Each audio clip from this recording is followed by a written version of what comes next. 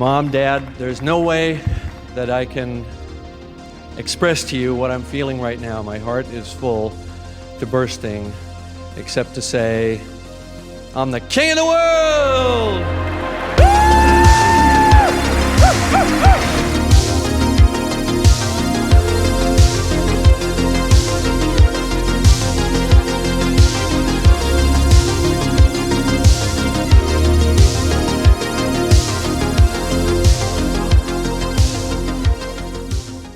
Hello and welcome back to Cameron, King of the World.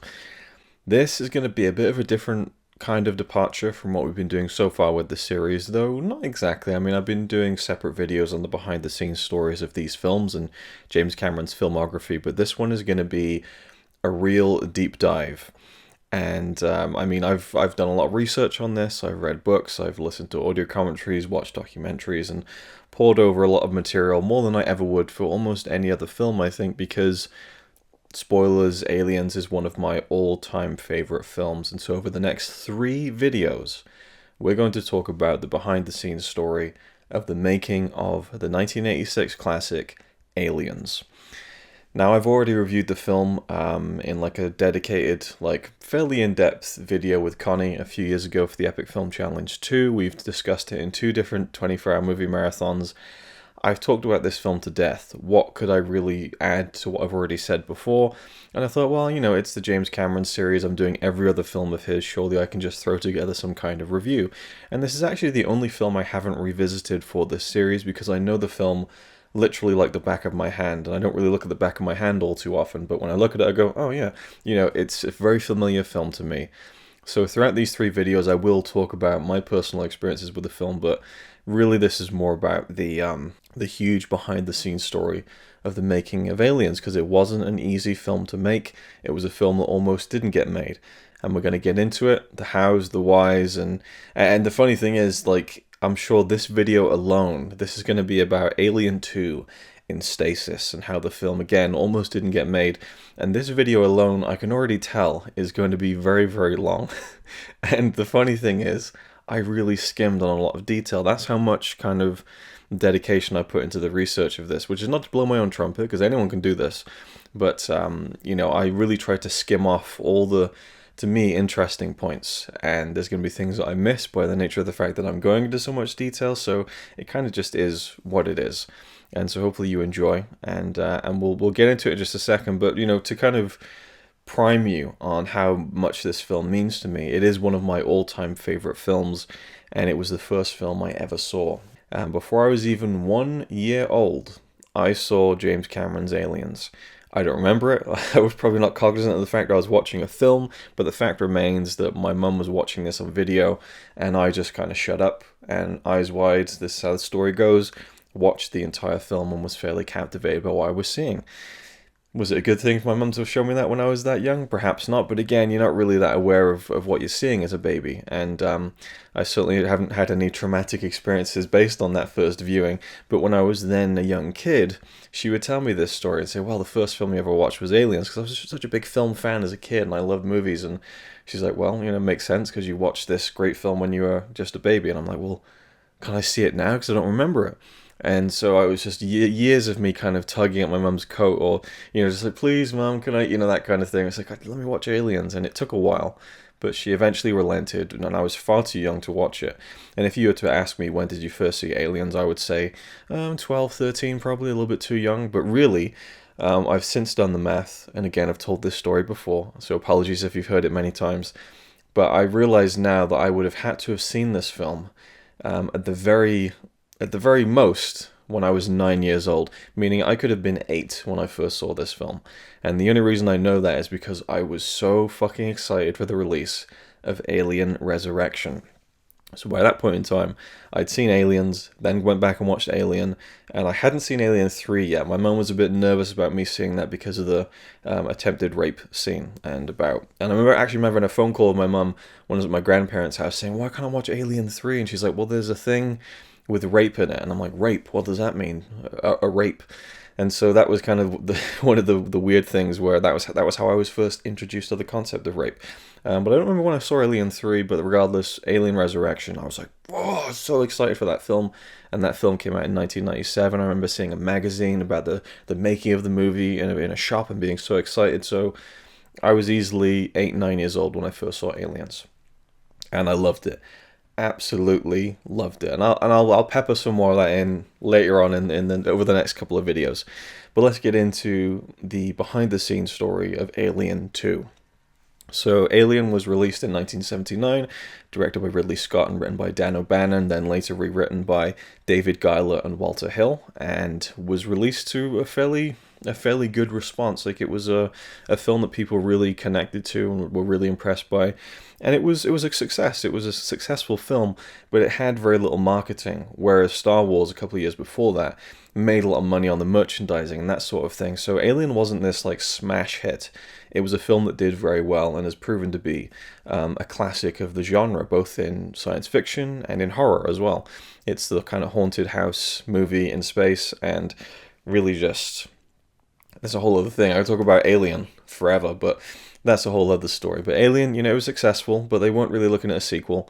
But there was an issue, and I haven't found too much about this, but there was kind of a lawsuit, I think, or at least there was kind of a clause in some contract somewhere, and it ended up being a profit participation suit between Fox and the three producers, Gordon Carroll, David Giler, and Walter Hill, that kind of prevented kind of a sequel from happening. At least it was problematic if the idea of a sequel was brought up. But really, there wasn't that much interest from Fox, so they weren't really looking at doing a lot of sequels.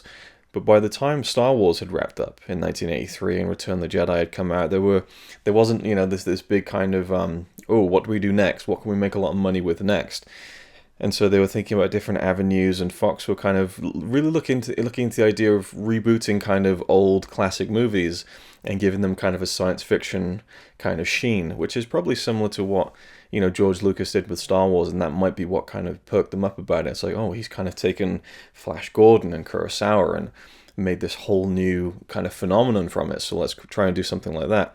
So Fox were trying to pursue a science fiction / futuristic version of Spartacus for whatever reason. That was kind of the thing they were fixated on.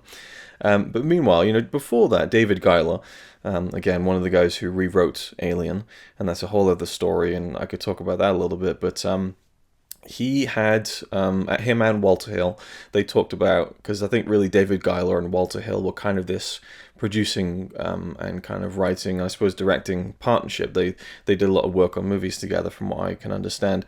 And they were thinking about what would we do with an Alien sequel. So David Giler wrote a 1-page and later 5-page treatment for a story for Alien 2. And I never knew this in all my years as a fan of the film. I never knew that the basic bone structure of what Aliens became came from David Giler's original story. I thought that James Cameron had come up with the whole thing, like literally whole cloth. I thought that was a complete James Cameron invention, but it wasn't. So David Giler's original kind of treatment for Alien 2 was about going back to the original planet. Ripley had been in hypersleep for 50 years. She goes back with a team of Marines, with the military, to fight the aliens. Now, it's a little bit different, and it kind of reminds me of Alien Covenant in a way, but only based on kind of the eerie intent of going back to a planet, or going to a planet that has alien life on it, at least alien life in the form of what we see in the Alien movies, in that it's a little bit eerie to imagine a planet that's all green and lush, but has this threat lying beneath. And that reminds you of Alien Covenant, but that's essentially what Alien 2 was going to be. They go back to the original planet, and it's completely changed. And what Giler wrote was that a meteor had hit the planet and changed everything, which is a really weird thing. A planet was struck by a meteor, And he literally wrote in this kind of treatment, by some fabulous explanation, the planet is now a green, grassy planet. And in fact, the alien derelict ship was hidden, I think, inside a mountain, or it was disguised as a mountain, I should say. So it looked completely different. Some children found it, and that's where we get Ripley coming with the Marines to come and take out the aliens. So, there's things that, it feels a little bit slapped together, but there is kind of a basic, again, bone structure to the story that would continue when Cameron picked up the story, but we'll get to that soon enough. What really struck me about the, David Giler's kind of treatment for the story was just how slapdash it really comes across. It doesn't feel like there's any nuance there. It feels like this is, let's make some more money. Let's just continue and just kind of do a rehash and make it a bit more action-oriented, and also kind of cross it between a film they'd already done called Southern Comfort in 1981 and The Magnificent Seven, and I guess by extension Seven Samurai, of this kind of group of kind of crusaders, or kind of these group of heroes going in to fight a kind of a lethal enemy. And if that was kind of the intent, I think that maybe they didn't quite pick up on a lot more of the nuance in The Magnificent Seven / Seven Samurai, because I think it's a lot deeper than kind of the story that they're spinning from that, I suppose. I don't know. I haven't seen Southern Comfort, don't know anything about it, but I read that, they wanted to kind of mix those two films and kind of bring it into the world of Ripley.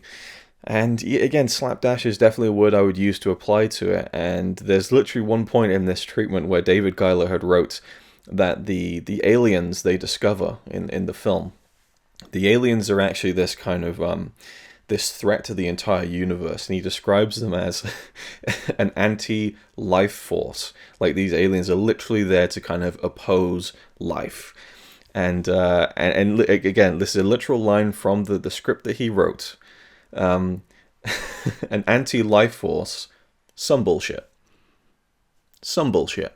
Literally, he's literally just typing saying whatever, an anti-life force, some bullshit like that, some bullshit, and that just shows you kind of the amount of care and and love that went into the writing of that story. Anyway, it gets to a point where the finale of the movie is going into the alien derelict ship to, take out the aliens and wipe them out. They've learned that they can't just blow up the planet, because spores will then attach themselves to nearby planets, and it will just continue to spread, which is a little, So what they need to do is destroy the aliens from within.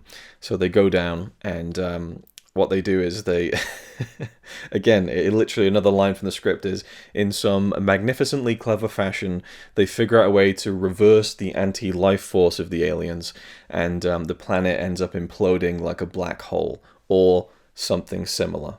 And that's it. So it's really just a kind of almost like a run and gun movie. They go there, they take out the aliens, wham, bam, bam, and they're out. And many people might describe Aliens, the finished film, as that. And I think that there's a lot more nuance to that film, in the way that James Cameron wrote it and produced it, and the way that it turned out. But this version is very just, it's just there. It's, there's some good ideas. Ripley going back with the military and more action oriented is definitely a really good idea. So I'm not discrediting it entirely, but it doesn't feel like the motivation is in the right place to write that story, I think, my opinion. So yeah, and there was little interest from Fox when they read this, so it just got shelved. Then there's the whole profit participation lawsuit, and I don't know too much about that.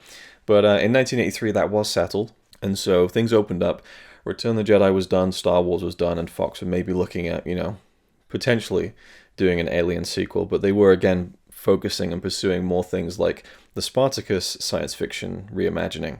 Now at this point, James Cameron, around 1983, he's working on the Terminator, and we talked about that in previous videos, where he had to wait for Arnold Schwarzenegger to be available because he was optioned for the second Conan the Barbarian movie.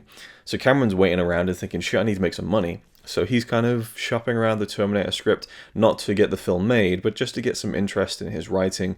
Maybe he can build up his writing resume while he's waiting for Arnold to be free to make the Terminator. And so the script was passed around, and people were reading it, a little bit of a buzz building, and it ended up with Fox, and David Giler read the script. and they were intrigued. And so David Giler and Walter Hill had a meeting with James Cameron to see if he was interested in writing and perhaps directing some of the projects that they had on tap. So he came in to meet them, and he heard about the Spartacus movie, which he thought was pretty quote-unquote idiotic. He had no interest in that whatsoever, and he said he could see the sagging expressions on David Giler and Walter Hill's faces. Like, this isn't really, we're not getting anything out of this for each other. So he's about to leave, and they're like, well, there's this other thing. It's Alien 2. And Cameron described it as kind of pinball machine lights and bells whistling off in his head, and he tried to play it cool. He's like, oh, that could be interesting, So that was something that actually, really piqued his interest. And so he said, well, let me go see what I would do with that. He took their story treatment, or David Giler's story treatment, and built his own, and kind of wrote what he, kind of like a basic outline of what he would do with that story. And so he basically took that basic structure and did something a little bit more different with it. But he was a big fan of the original Alien. He thought that it was really great in terms of injecting realism into science fiction, the way that characters talked like real people. He was a big fan of that. He really enjoyed it. And, that behind, 2001: A Space Odyssey is one of his favorite science fiction films. So he was really intrigued and interested. He also loved strong female leads. And really it was the character of Ripley that was the hook for Cameron to expand her story. He didn't want to make just a sequel to Alien in terms of the aliens and kind of making a horror movie or even an action film that kind of expands upon the original film in a more action-oriented way. It was really the core concept of that character Ripley and what she would continue to go through in a second story. So yeah, he liked the realism. He also, and I love this, he balked at the David Giler treatment where it said some bullshit, and he literally commented on that, saying he couldn't believe that in this like official document someone had written some bullshit happens. He said that it really trivialized the again, the motivation behind this film getting made. And so he wanted to take in a bit more of a pure direction in terms of how can we tell a great story, not how can we make more money. So that was kind of where he, zoned in on doing Alien 2. And so he apparently stayed up for 3 days straight, drinking 8 pots of coffee, which sounds a bit far-fetched. I don't think he really stayed up for 3 days straight. And then other stories say he spent a week on the script, but regardless, he was like proper zoned in. He listened to Gustav Holst's The Planets Suite, which is one of my favorite pieces of music, actually. Not that I'm an aficionado of classical music, but I love The Planets. And coincidentally enough, Ridley Scott played that music on the set of the original Alien. So he was powering through and finally came up with this treatment. And what he did was he actually adapted a story that he had written in 1980 entitled Mother. And it was actually originally entitled E.T., Extraterrestrial. And then he found out that Spielberg was making a film called E.T., so he changed the title to Mother. And Mother is set in Venus, and it's like a very harsh environment on that planet. And it's about these colonists. It's a mining corporation called The Company. And they're there kind of to mine, I guess, but also they have created these, what would you call them, kind of, I don't know if they're bioengineered or kind of genetically engineered alien species. They've taken an alien life form that existed on Venus and kind of just tinkered around with their DNA and made them pliable and made them kind of workers on the planet, and they're called xenomorphs. Interesting fact, I never knew that the term xenomorph was coined by James Cameron. And that's why the aliens in the Alien franchise are called xenomorphs. I assumed that was just around in the lore when the original movie was written and made, but it actually came from his injection of the term from the script Mother into the Alien 2 script. And subsequently, the Alien franchise as a whole, xenomorph is just the term that we call those aliens. And so these alien workers, they were working on Venus for the mining corporation with a psychic link, which is very interesting. And the culmination of the story is actually centered around a female character, a kind of Ripley-esque character, in fact. And it centers around her facing off with kind of the mother alien who's trying to protect her young, and I guess kind of rebels against the system of being enslaved into this, into being workers for the humans. And this female human character, she fights the alien at the end in a power suit, which again goes back to Xenogenesis when Cameron had kind of the spider suit. So it's like these little steps along the way. He's always wanted this big kind of power suit, mech suit battle with a woman and an alien. And here is the sequel, potential sequel to the original Alien, and it kind of really perfectly fits when he takes the mother story and implants it into David Giler's treatment and then builds something outward from that, which is really interesting, I think. And so that was the kind of genesis of where his treatment came from. The alien creatures in the kind of script for the film Mother were called xenomorphs, but were also called scraths, and they're kind of six-limbed panther-like creatures, which sounds very similar to the xenomorphs, I have to say, or the alien in the original Alien. And when I was reading about it with the kind of genetically engineered aliens, I kind of thought of Prometheus. There was kind of a link there. I was like, oh, that's kind of interesting. Obviously there's just kind of coincidental and working within kind of the tropes of science fiction. I guess it was bound to happen at some point when Ridley Scott did the prequel to Alien. But anyway, that's a whole other story. And Cameron was also inspired when he was writing Mother by science fiction novels he'd read growing up, and in particular the 1959 novel Starship Troopers. And the concept of military in space, that kind of had intrigued him already, and that was basically the idea that was set in place by David Giler. So he really tapped into that, and the final line of Starship Troopers is, "To the everlasting glory of the infantry."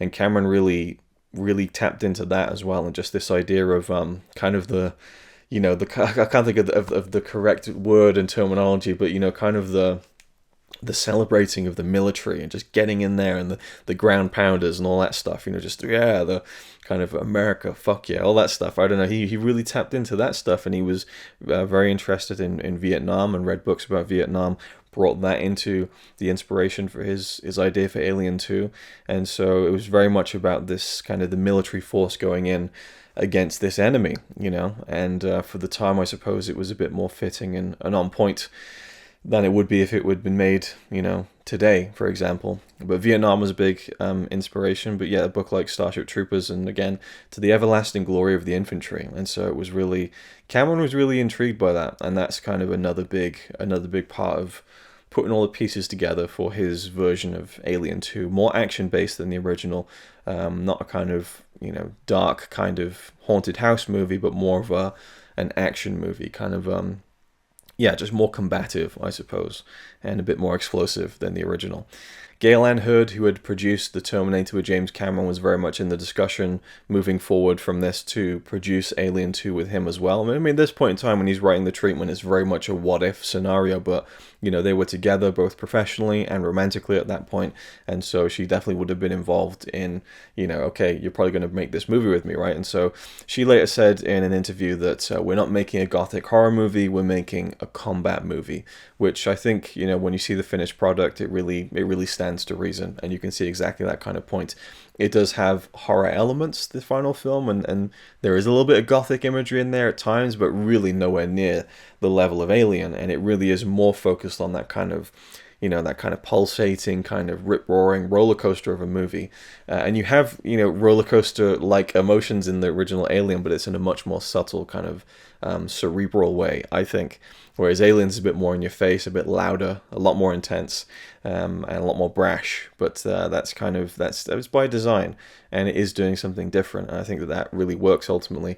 So Cameron submitted this 45-page treatment on September 8th, 1983.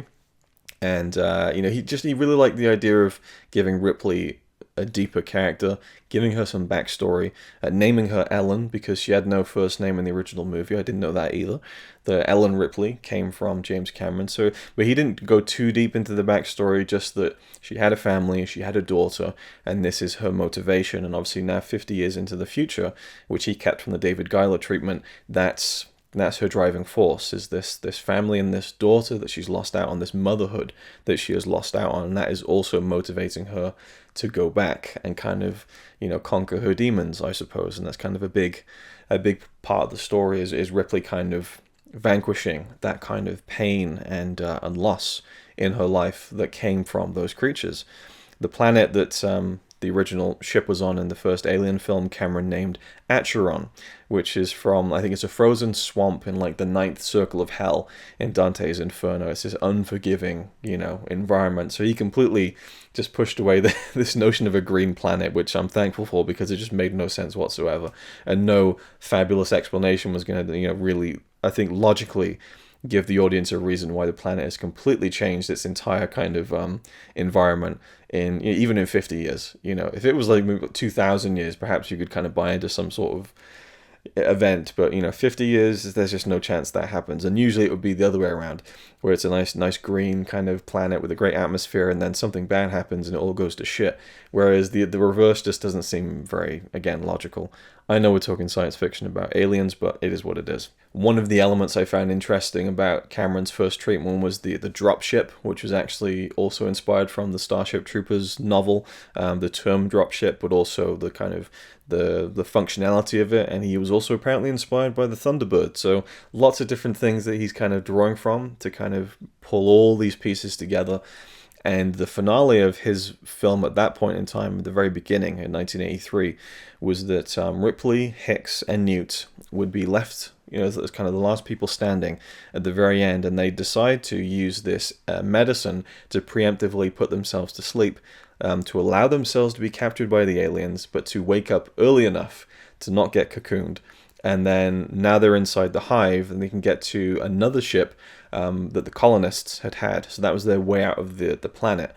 But pretty much, it's very close to what we have in the final film, even down to the point of her getting back to the Sulaco, and it all seems fine. But the alien queen has kind of tagged along for the ride, and she has a big fight with the alien in a power loader suit.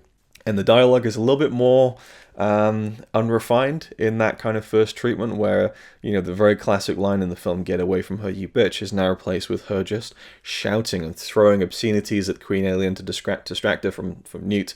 She's just saying like, "Oh bitch, I'm the one you want, you slut," like all this stuff. Doesn't quite have the same punch or crowd pleasing crescendo as "Get away from her, you bitch." Like it doesn't quite have that kind of that spiciness to it, But this was kind of, again, just very much like the here's what I do in like 50 pages or less, So that's what he submitted. Also, Hicks dies in his first treatment as well. That was something that was changed, obviously, for the final film.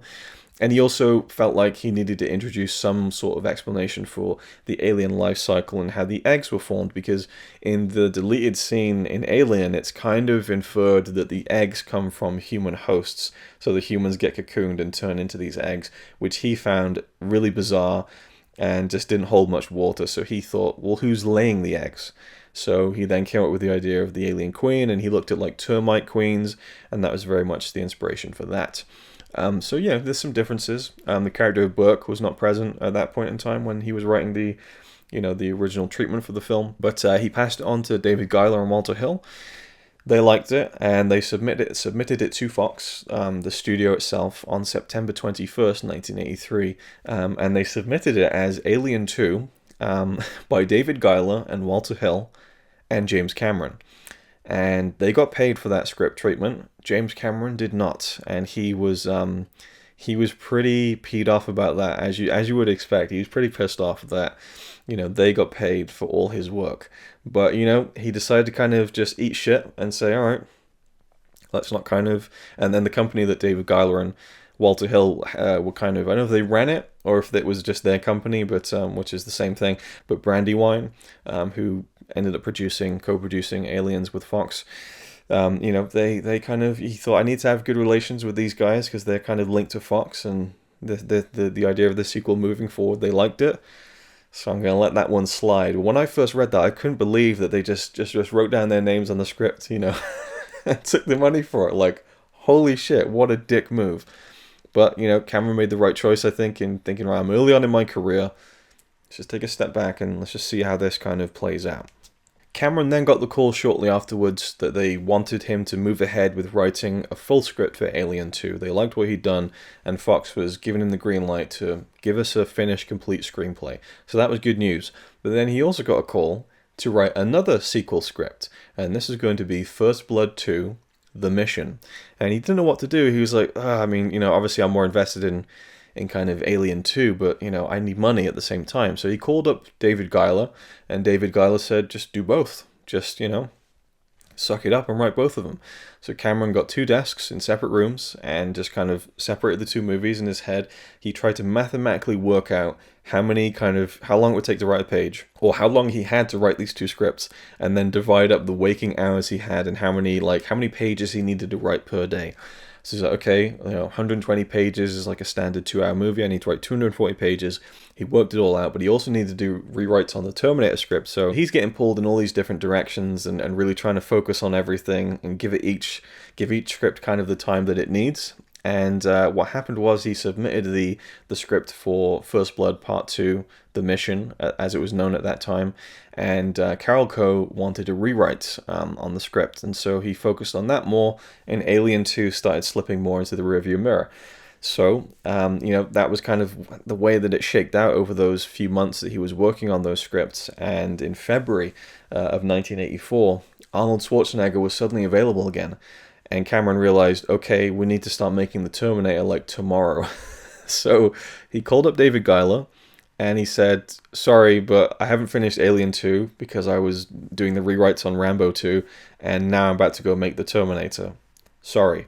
And David Giler was furious at James Cameron, and he actually gave him the speech, "You'll never work in this town again," which Cameron just thought, I can't believe someone actually said that to me. But, he was furious. But Walter Hill, said, okay, well, just show us what you have written for Alien 2 so far. So Cameron sent over the 90 pages that his script had now grown into, and Brandywine decided to wait for James Cameron. Not as simple as that, because obviously Fox needs to kind of agree to wait at the same time. So Brandywine sent the 90 pages that Cameron had finished to Fox. Fox loved it, and they all decided, in very much a gentleman's agreement kind of way, no contract or anything, okay, we'll wait for you to do the movie. We'll see how Terminator shakes out, and then we'll consider, we're just waiting to do the movie. And they could have brought someone else in. They really could have. I mean, they could have taken what Cameron had done, brought in another writer to finish it and augment it and kind of work off that structure, and they could have just made the film then in 1984. And that gets to a point that I've never really considered before, and that's why didn't Ridley Scott direct the second Alien movie? And the fact is, he was never asked. And he actually reportedly said that it hurt his feelings. He's quoted as saying that, "It hurt my feelings that they never asked me about it, because I felt like I did such a good job on the first one, but it was just never part of the conversation for whatever reason." So Cameron went off and decided to make the Terminator, because that was kind of the thing he'd been building towards. Alien 2 had come up and kind of muddied the waters, and but there was just all this scheduling stuff that really prevented the Terminator from happening straight away when Arnold got locked into the part of the Terminator, and that's what the film needed to be.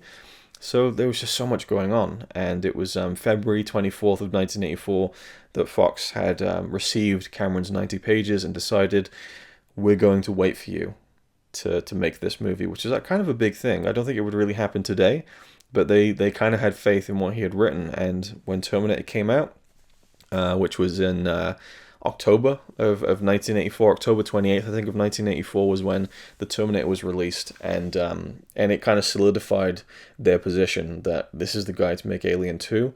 We're going to go ahead with it. And Terminator was a big success, #1 at the box office for 3 weeks, and it was really a surprise hit. And so now it's like, great, I've made my first movie, people really like it, it's making money. Now straight into Alien 2. Like 1985 is just around the corner, and this is when things are really starting to pick up, and Fox were now going to start writing up contracts, and the Alien 2 was going to go ahead as an actual, a real physical thing. Like, I mean, at that point, Cameron had been writing it, and it's there, and it's in the ether.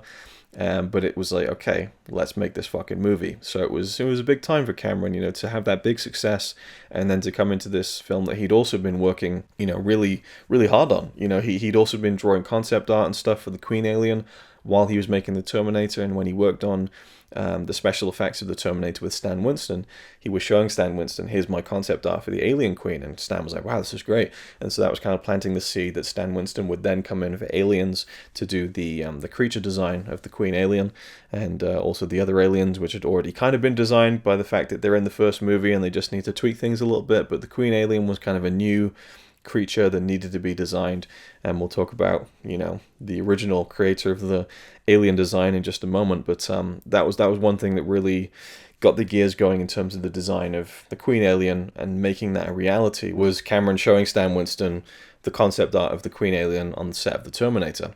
At this point, Cameron was actually warned against making Alien 2 from people that he knew, and they said, you just made a big hit, it's your original movie, and it's kind of, you got authorship over that, but if you do a sequel, it's not going to be good for the rest of your career. And some people thought that it would be career suicide for Cameron to jump into an already established thing, and it would always be compared to the original, which was at that point starting to be seen as a modern classic by 1984. But Cameron thought, no, I'm really passionate about this, and I really think that I should do it. So he called up Fox and said, are we going to do this? And they're like, yep. He's like, is Sigourney, up for it? Sigourney Weaver? And they're like, yep, she's signed on. We're going to go ahead and do it. So a contract was drawn up on December 4th, 1984. It was called the Director Borrowing Agreement, which was signed because it signed to Cameron's then production company and also between 20th Century Fox to kind of sign him on as both the writer and director, which is a pretty huge thing back then as well, for him to really have the confidence from Fox that he could do both, and not just write the great story, but then deliver on that as a director. And then at that point, he had to kind of think about the title of the movie, so he kind of retitled it from Alien 2 to simply Aliens. And the rationale behind that was very simple, and also the impetus behind it was very simple. The rationale was that they didn't want it to seem like there were going to be 35 other Alien movies, and Alien 2, 3, 4, 5, but the impetus was Cameron remembering a story he'd heard that Dan O'Bannon, who wrote the original Alien, didn't know what to call the movie, and as he's writing the script, he just keeps seeing the word Alien, Alien, Alien. He just thought, Alien. That's the title. And Cameron realized as he's writing the script, it's like the aliens do this, the aliens, that's the title, Aliens. It's simple, it's direct, it kind of establishes itself as its own thing. It doesn't immediately feel like a part two, it's a kind of a standalone movie that's a part of the same story with the same characters. And apparently there's no kind of confirming this story, but apparently Cameron convinced David Giler and Walter Hill on the title change of the movie by simply writing Aliens and then putting the $sign in the last letter of the title, which again cannot be confirmed by anyone. So February 26th of 1985, Cameron finished the first draft, and he didn't just add to that 90 pages he'd finished towards the tail end of 1983 and the beginning of 1984. He kind of retooled the whole thing, started from scratch, and delivered a proper, true first draft. He changed the planet name from Acheron to LV-426. The facehugger trap sequence where Ripley and Newt are inside that kind of small room, and the facehuggers have been planted there by Burke, who is now a character in the story at this point. That was a whole sequence that was created for his first draft. And then also Stan Winston had taken a stuntman and put him in like an alien warrior suit and filmed him upside down crawling along the floor to give the kind of effect of an alien crawling across the ceiling. And seeing that imagery inspired Cameron to write the sequence where they look up through the top of the ceiling and they see them crawling across the ceiling, above the grating. So that kind of inspired that sequence in the film, was Stan Winston tinkering around with kind of old school effects and things that they could do with the alien creatures. And then also, Cameron really honed in more on the Ripley and Newt relationship and how ultimately they both have the same nightmare, the same dilemma, the same story that needs to resolve itself. Ripley feels like there's this gaping hole in her life where her daughter was, and Newt feels like there's a gaping hole in her life where her mother was, and so they both need to kind of fuse together by the end of the film. And he did say that it was a sappy kind of overall theme for the movie, but he felt like all the other stuff happening kind of balanced everything out. And he also liked the idea, again, drawing from that inspiration of Vietnam, of what he called violence without guilt. Like in terms of, he just, written the kind of Rambo 2 sequel, and, looking at that film and the kind of glorified violence and the bloodshed and murder that goes on in that film, he felt like he wanted no human-on-human violence in the film, and it was just them, bringing all this firepower to the aliens. And so again, violence without guilt, you can kind of almost get behind the kind of, fuck yeah, and the shooting and the killing and the guns without feeling like it's kind of niggling at your conscience that you shouldn't be enjoying this. And he appreciated that element of it. And in the first draft as well came the line, "Get away from her, you bitch," and the final line of the movie, which is "Can we dream?" from Newt, and Ripley saying, "Yes, I think we both can." In the 90 pages, or maybe even the original treatment that he wrote, the kind of final lines of the film was Newt saying "mommy" to Ripley, and Ripley kind of confirming this kind of role that she would take on, which is in the film but isn't the final line of the film. Now Cameron had signed on as director, and he'd written the screenplay. Now he wanted his partner Gale Anne Hurd to produce the movie. And Fox weren't entirely sure about this. I mean, she's a kind of, kind of a short woman for one thing, she's a woman for the other, and some people kind of refer to her as kind of like a little pixie because she had the kind of short haircut and everything, and they just thought, and there's literally someone said to her, how can a little girl like you produce a big movie like this? And they just weren't convinced that she had the experience to produce this film. And so, Cameron said, well, it's me and her or it's nothing. So this begins the kind of the friction between Cameron, Galen Hurd, and Fox, which would continue throughout this pre-production process, or even the pre-production before literal pre-production even started on the film. He wanted her to kind of produce the film with him, and that was kind of the basis for it. The Skotax, the special effects guys, they came in, and part of that was really appealing to Fox in terms of the special effects and the price of the special effects. But Cameron had faith in them to come in. He showed them the script in March of 1985, and they were on board. And Cameron really likes the process of in-camera special effects. He likes that kind of stuff that you can achieve in camera. I just think he likes, and I can understand why, the process of achieving effects, again, in camera, but also having the immediate result. Like, you can see what this effect is going to look like. And there's all sorts of techniques like back projection and, lots of like matte paintings is one thing, like all these different techniques. And so he felt like he was confident that bringing those guys on, they would know how to pull off some of these things. Now, the design of the alien queen and the design in general of those creatures, the xenomorphs, it goes back to H.R. Geiger, or Giger, depends on how you want to pronounce it, or how it is pronounced, I suppose. There surely is a correct one, but many people use different terms, or different ways of pronouncing it. It's either Giger or Geiger. But Giger was approached, or no, he wasn't actually. He wasn't approached as such, but they attempted to contact him in 1985, but he was working on and contracted to Poltergeist 2, so it was a no-can-do. And it's just one of those things where just the scheduling of it did not line up whatsoever. But apparently Geiger had never been told about this. So from his perspective, they just never asked him, and he felt kind of a little bit hurt by that. And he also heard that Ridley had not been contacted about it. It's entirely true, I think, that he wasn't reached out to, and they just said that they reached out to him. But regardless, he still was contracted to Poltergeist 2, but it didn't really work out that way. And Cameron said that, for him, maybe a little bit of ego, but he also wanted to have his own stamp on it, and he felt like he knew exactly what the alien queen needed to be like, so he didn't need help on that design. As for the xenomorphs, like the standard warrior aliens, he felt like, that design is already there. So he's credited, of course, but he wasn't working on the film, and that's maybe one of the things that some people are a little bit raw about, and I can understand that, but I think that Cameron knew exactly what he wanted to do with that queen alien, and it worked out great, I think. And the visual style of Giga is still present in the film enough, but it's it's kind of spiraling off, it's stepping off into something else, and that's kind of what I think it needed to be. But regardless, it's just one of those things where you can't always get it's tricky.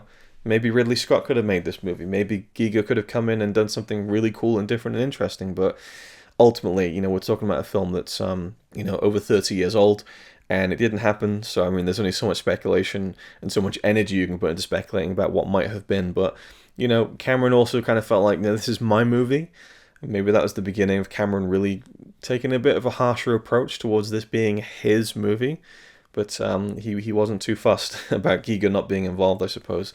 So he didn't feel like he needed him in that sense. Now, the interesting thing at this point in time is that, everything is really pulling together now. Special effects guys are being contacted. They're looking at, filming the movie in the UK to save money and production costs. And they're looking at Pinewood Studios and bringing in the UK production designer Peter Lamont, who is kind of at that point, and even especially now, a legendary production designer, worked on like a dozen Bond movies by that point. John Richardson was brought in to be the special effects supervisor, so they're kind of assembling the British crew and everything and working out all the sets that need to be built. There was 45 sets that were kind of listed that needed to be constructed for the movie, and they're kind of doing all this stuff. The ball's rolling, the kind of the script has been done, and only a few more polishes remain, and Sigourney Weaver had not been contacted. He was told that she was signed on. That was not the case. Fox felt like they needed to really nail down what this budget was going to be before they even thought about Sigourney Weaver, and she was not contacted in any way, shape, or form. And she was friendly with David Giler and Walter Hill, and they even joked together as friends about what they do with an Alien sequel, and she joked maybe they open up the pod and Ripley just disintegrates. No need for Sigourney, like it's just, we can just move on without me and you can do your own thing. And she wasn't the keenest in the world to kind of return to that, that kind of franchise. She did that. Like, the one thing that really held Sigourney Weaver back from this was that she didn't want, and she said this, she said, I didn't want to come back and play Ripley just to make 20th Century Fox more money. She wanted it to be something that would challenge her as an actress and be worthwhile and not just be a cash grab. But still, at that point, she had not been contacted. In 1985, we're talking like maybe 5 or 6 months before production is supposed to start, principal photography. And she had not even been contacted. And Cameron was infuriated by this. He couldn't believe that they'd led him down this path. And at that point, David Giler kind of thought, well, we've done the female heroine thing. It's kind of, how much more mileage can we get out of that? Let's make it a male hero. Let's make Hicks the kind of hero of the movie. And so Fox approached Cameron with, can you write Sigourney out of the movie? And Cameron just completely rejected this and said, no, like, how could this happen?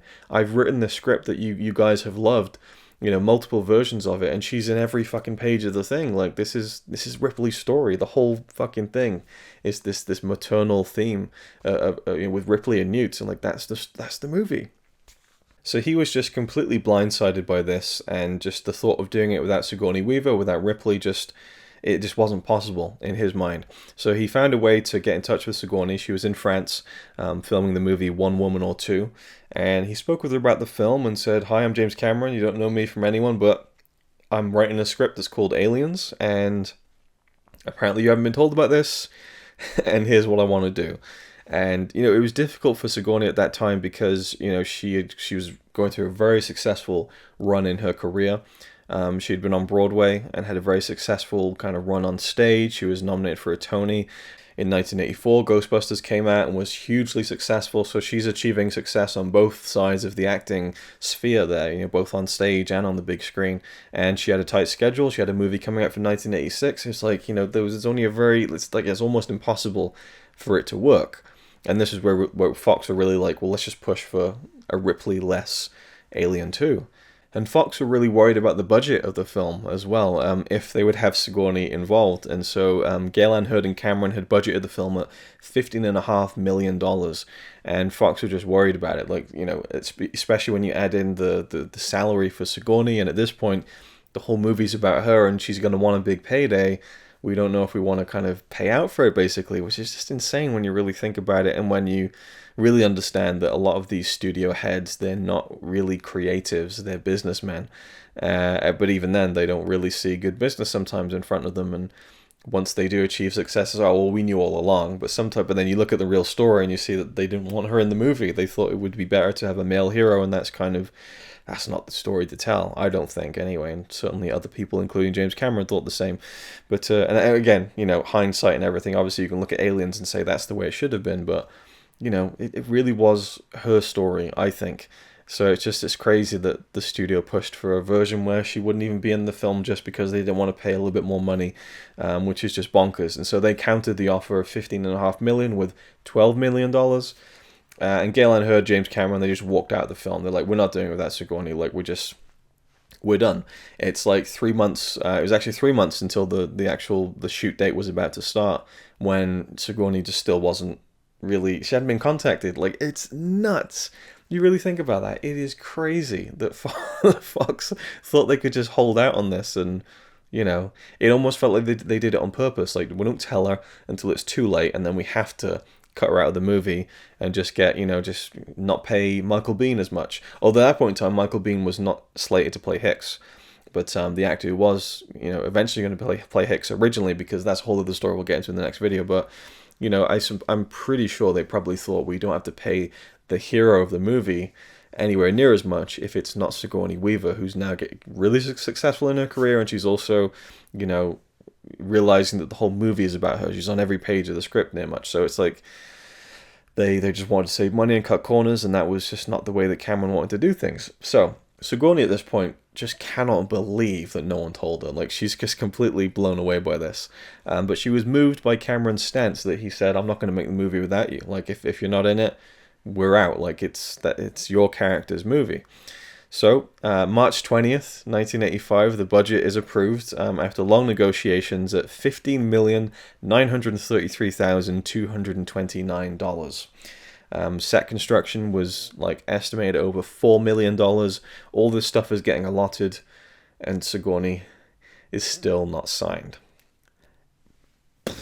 It just blows your mind. It blows my mind, at least, anyway. On April 1st of 1985, the UK production designer was brought in to start work in the UK on the sets and kind of putting everything together.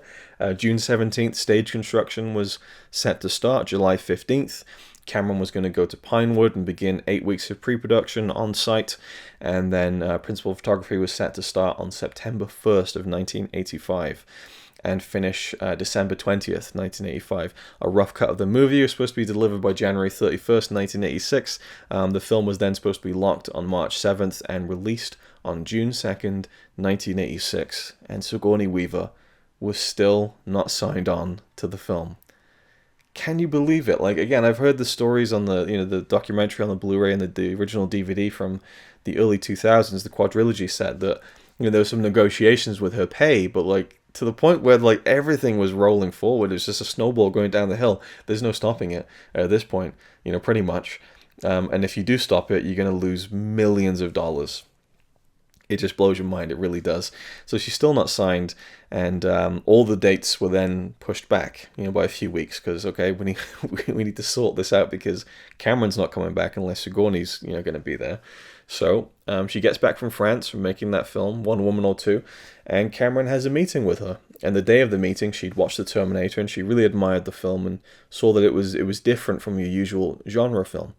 And Cameron had this interesting thing that he said when he was about to meet Sigourney, he was a little bit kind of apprehensive about how it was going to go down, but he was really intrigued by what shoes she was going to wear. He thought to himself, okay, if she comes in heels, it's going to be like a really domineering personality, and it's going to be a rough ride working with her. Because he hadn't met her before, he didn't know what she was really like. But if she wears flats, then she's self-conscious about her height because she is kind of a tall woman, and things will be okay. As it turned out, she arrived wearing a mid-heel, and he thought, okay, she's going to be strong, she's going to be bold, but we can work with this. And so I just love that kind of weird analogy that he had in his head as he's kind of about to meet this woman who's about to either make or break his next big movie that he spent, at this point, a couple of years kind of thinking about and working on. About 18 months, year and a half, so there's a lot of work has gone into this, and he really wants to make this movie and to tell this story, and in she comes. And so they had this big meeting, and they talked about how she didn't want to make the film just to make Fox money, and he really believed in the character and the story. But they didn't entirely, connect on everything. She was feeling like she wanted a baby at the time, so the maternal aspect really appealed to her. But she had her famous 3 rules. Or not, well, I say 3 rules, but her 3 requests, I should say. She came in with the script that she'd been given, and she had all these notes. And, Cameron said, to her credit, she wasn't like, I want to change this. But, like, the main takeaway for her, these 3 requests that she wanted were, I want to die in the film. And this is kind of a fairly famous thing most people know about if they're fans of the movie. She wanted Ripley to die in the movie, she wanted to never use a gun, and she wanted to make love with an alien. And Cameron just completely flat out refused. It wasn't like, okay, well that's interesting. It was just, no. It was like the opposite of what he wanted to do. It was just like, it didn't work for him whatsoever. It's like, that's not going to happen. It just isn't with the story that I've made. Those things can't happen. And, he later said that, well, she got her wish. Alien 3, Ripley died. Never used a gun. Alien Resurrection, she made love to the alien. So he's like, well, she got what she wanted in those later movies, but I was not backing down on those 3 points. So she liked the script, but she also didn't think or believe, because she really cared about the character. And she loved the idea of returning to a character that she played before. She thought it was really exciting from an artistic perspective as an actor. But she didn't feel and believe that her character would hate the aliens. And Cameron just, again, flat out disagreed and said, no, she fucking hates these things. They killed all of her crew. She wants to destroy them. She hates them. So, he thought that the kind of meeting had been a disaster in a way, and that there's no way she's going to do it. Like, we got on well, and there were things that they clicked on, but there were things that they didn't as well. So he was really concerned that, this wasn't going to work out and she wasn't going to sign on to the film. So they had the meeting, and she still no decision. Like, it was still in limbo, and ultimately the word got back that she wanted a paycheck that reflected, her character's importance to the film. She realized that, Cameron and Heard were not going to make the movie if she wasn't in it. And she also realized she's the main character. And she also realized that she's on a very successful run in her career, and her agent probably got involved in this too, where it's like, we need a paycheck and an offer that is going to, again, really reflect how much importance my character and me are going to be in this movie. And Fox just did nothing. They just did nothing. And so it's just one of those things where at this point in time there's difficulty at Pinewood. The big 007 stage was not available because Little Shop of Horrors was in production, and there's another movie in production as well. So Alien 2 was like, third in line, and so they had these other stages, and all these things are starting to go wrong, and Sigourney Weaver is still not signed. At that point, James Cameron and Gale Anne Hurd went to Hawaii for a vacation. They got married, actually, and they said to Fox, look, when we get back, if Sigourney's not on, we're done. Like, it's over. So they came back, and there was no there was no deal. Nothing had happened. And they just thought, right, okay, this ain't happening. So Cameron decided, all right, drastic times call for mischievous measures. So he called up Arnold Schwarzenegger's agent, and it was at the same agency that Sigourney Weaver's agent worked at, called ICM. And he just kind of dropped into conversation with Arnold's agent that, yeah, I'm going to decide to drop the Ripley character from the film. Yeah, we're going to build the movie around the Marines and Newt. It's just one of those things where I feel like, if it's a Ripley movie, then people are just going to compare it to the original. This way, this will be my kind of stamp on the franchise, and it can stand alone more as its own thing. And I don't want people kind of comparing me to Ridley Scott. So yeah, we're going to go with that Sigourney Weaver. Hangs up the phone, and the deal with Sigourney Weaver was made that day because he knew exactly what was going to happen then, that Arnold's agent was going to call Sigourney's agent, and then they were going to get in touch with Fox and realize, what was going on. And so it was a very clever play by Cameron, if true, and the deal was made. And so Sigourney, there's a bit of negotiating, but she got what she wanted, and what her agent probably wanted too, no doubt, because there's a little bit of commission there going on. But Sigourney got paid $1 million to play Ellen Ripley in Alien 2. And Cameron said later on, many years later, that she was worth every penny. And I would agree with that because, it's a performance that has stood the test of time. And we'll get around to talking about a performance in the later videos and kind of the awards that it almost achieved as well, and won at certain award ceremonies, which to me is still crazy. But, it was she's the star of the show. And she deserved, I think, a big paycheck to reflect that. And also, she also was given a kind of profit, clause in the contract as well, so that she could actually earn, percentage of the profit, which is crazy. So I'd be intrigued to hear how much she actually got paid for that, but I'm sure that information is very private. But $1 million, which at the time for a woman was fairly unheard of. She probably was the first female actor to receive $1 million for a movie, but you can't make it without her. You really can't. So ultimately, it was all sorted, but it was really like not even the 11th hour. Like, it was just so good. They cut it so fine with that. And I think that if Fox had just kind of been willing to kind of pony up a certain amount of money, they probably could have paid her less than they ended up kind of relenting to, because it was just one of those situations where it almost really didn't happen. Now, as far as casting the rest of the movie goes, there's only so much time I can dedicate to this video, and if you're even watching this at this point in time, or listening to it, I suppose, probably, thank you. But, this could go on and on and on. So as far as the rest of the casting goes, I'm going to kind of, again, just stick to the kind of the main pieces here, and I think the Sigourney story was just, wild to me. And again, I knew some of it, but I didn't realize how close to the wire that thing really got. So Newt was probably, I think, the second most important character to cast, and so because it was a UK production, and this was the same for the whole cast, in fact, the casting agent and director needed to see pretty much everyone who's kind of viable or wants to audition for all the parts before they brought in American actors. So they needed to see the British talent first. That was the priority, and that was kind of probably a clause in the contract, I think, for the whole production of the film. So when it came to casting the role of Newt, they were looking at UK kids. And so it was literally just a case of going to like school cafeterias and just taking Polaroids and bringing random girls to kind of audition for the role. But they also auditioned, child actors. And the famous story goes that they found that any child who had experience in acting had usually acted in commercials or, adverts, as we call them in the UK.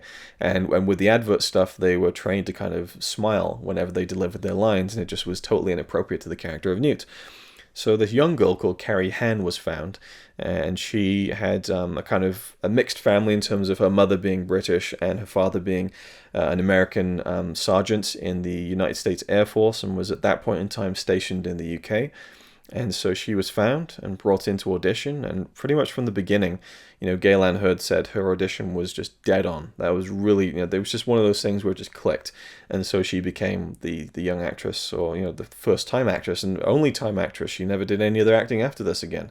It's kind of a one and done, and one amazing kind of mark to leave on such a great film, in my opinion, I think. And I kind of do like the appeal of an actor who plays this great role once and then never does it again. There's something kind of beautiful about that, and goes to the line that I love from Avengers Age of Ultron: a thing isn't beautiful because it lasts. And it's a performance that lives on forever, I think. And it's they really lucked out on finding Carrie Henn for the character of Newt. So the rest of the cast kind of started to form together. We'll talk more in the next video about the actor who played the role of Hicks originally. And, people like Bill Paxton, who had worked with Cameron on the Terminator, and also worked with him on just, kind of set decoration and set dressing in some of those Roger Corman movies in the late 70s, early 80s, when he worked with Roger Corman at New World. And then also Lance Henriksen, who he'd worked with on the Terminator, came in to play Bishop. And then we had someone else who he'd worked with before, and I think that's it, Lance Henriksen and Bill Paxton, right? Yeah, so I think that's pretty much it. And then the other ones were kind of newcomers who'd come from different parts, and certain American actors who were actually in England at the time.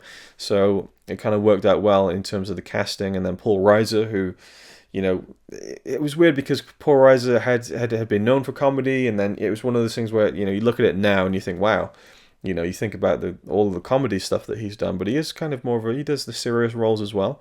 And so he slotted in nicely, and then he was actually brought in kind of separate from the rest of the Marine kind of actors. And again, we'll talk about that more in the next one. But the cast formed together, and then they had to kind of look into the designing of all the sets and everything. And they brought in some concept designers and people like Ron Cobb, who worked on the original Alien for concept art and designs, and also Sid Mead, the legendary concept artist Sid Mead. He was brought in to do some of the more military hardware stuff, the designing of the ship, the Sulaco.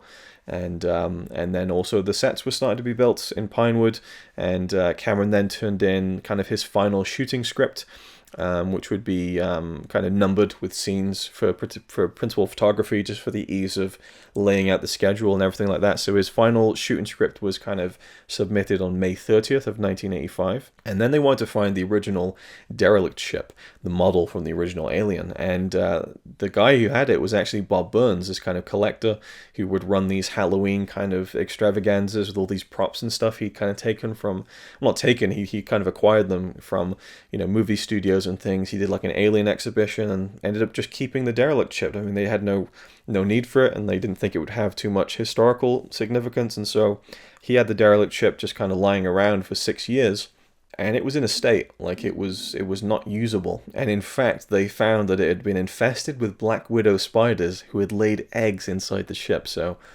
they needed to do a lot of work on that, and they actually weren't able to ship it over to the UK. So I think they filmed it in America, and that's what they did kind of. And they had to, again, just kind of really work on it. It was kind of almost like the basic structure to then, just kind of redo it and kind of renovate the thing, because it really wasn't in the best condition, because, no one really expected it would be needed for use in a movie again. In late July, the sets for the colony were built on Pinewood, and then like miniature kind of sets were built, and all this stuff was again just all coalescing, and things were starting to come together in a way where this movie was really going to happen. They were also scouting locations like a physical location to use for some of the interiors of the kind of the atmosphere processing plant where the kind of cocoon is, or the cocooned colonists are, I suppose, the cocoons within the cocoon of the hive of the alien queen, and specifically like the stuff. I mean, it's kind of a blend where they would have, I think they had some sets which mirrored the physical location, which was Acton Power Plant, which had been